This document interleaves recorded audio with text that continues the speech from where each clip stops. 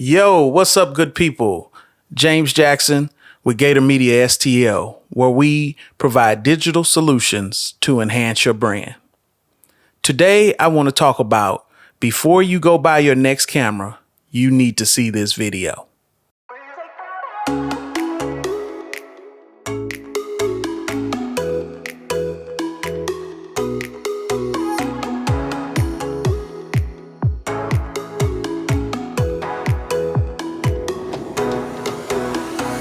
I wanted to talk about this topic because after talking to several photographers this week, we all talked about upgrading our cameras to the latest and greatest that's on the market now. While that's important, our clients just want the footage to look good. They really don't care what camera we use. Most of the time, it's just photographers who care about what we're using. We like to use the excuse, if I had this camera, I could do this or I could do that. We often play in our mind the thought that if we had the latest flagship camera of whatever brand we love to shoot in our hands, we could offer the greatest imagery, the greatest video, picture. However, it's not about the camera. It's about what's in front of the camera. And it's also about who's using the camera. I heard before, your gear is not the problem. Your gear is the tool you use to share your imagery and your creativity with others. For example, I use the Nikon D800 as my number one go-to camera. I learned the pros and the cons of this camera. I looked at it, studied it, researched, tested over and over, shooting over and over, and learned the pros and cons of using this camera.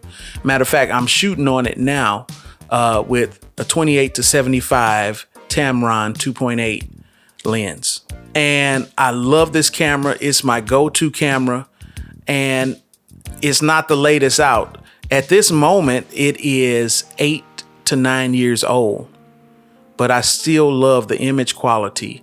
And because I have learned how to use it and how it feels in my hand, I really want to do a what's in my camera bag video. And stay tuned, that's coming up next, because it's not about what's in my camera bag, it's about what's on my camera shelf.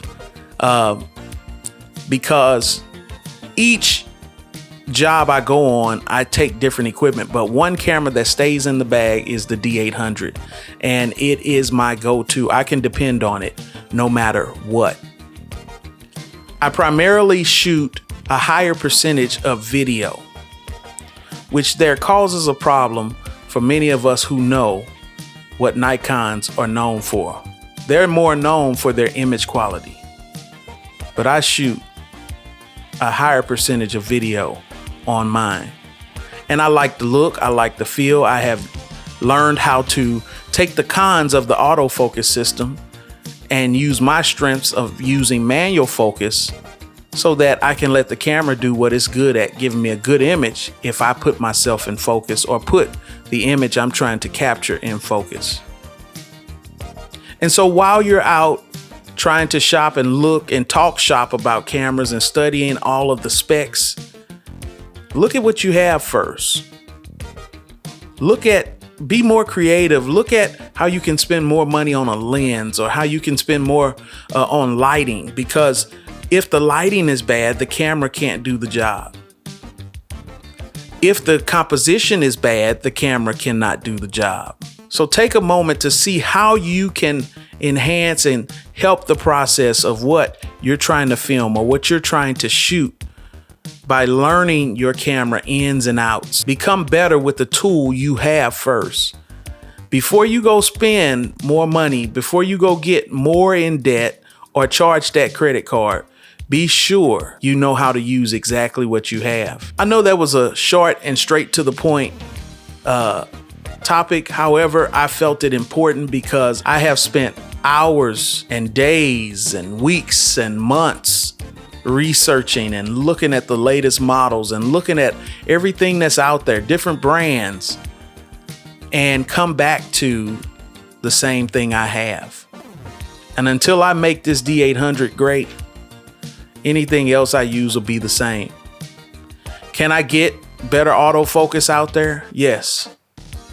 But can I make what I have work? Yes. And so I challenge you to become greater with the gear you already have. Leave comments down below about the gear you're using and let's talk about it.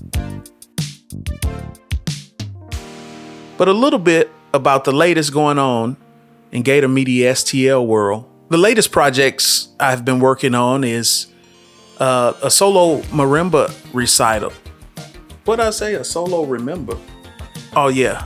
A little bit of the latest projects I've been working on are the solo marimba recital for the community school at Webster University. And Michael Ferris hired me to film this recital. And I've done work before for him for the Strike Institute, in which I managed the social media content. This event was cool to shoot. I used 3 cameras and my Zoom.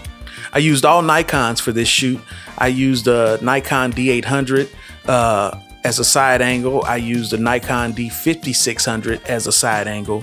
And as the #1 shot, I used the Nikon Z50. I want to share with you on the screen just a testimonial from Mike Ferris and what his thoughts were after he saw the video. We were also one of the media sponsors for the Soundwave Comic Expo held here in St. Louis in February. And I provided and produced several of the promo videos that went out to provide information about this particular conference that came to St. Louis. I was given creative control to come up with most of, if not all, of the actual marketing for this particular conference. And it was quite unique because I had to take information and a few images and put this into video promotion. So I was not necessarily shooting people and things going on. I had to provide information on the screen and make it inviting and catchy to catch your eye, to bring people out. And so that's a different style of editing. That's a different style and a different approach in creativity, is to take a blank canvas and create something. And I surprised myself because I was overwhelmed with the thought of creating a blank canvas. Normally, I already know ahead of time with shoots and pre-planning who I'm going to shoot, what I'm going to shoot, and I'm pointing my camera at something. The initial videos for this, there was no one to point the camera at.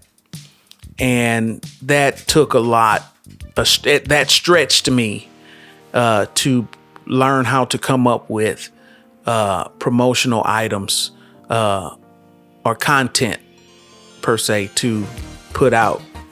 And so you can take a look at some of the videos that I did for that.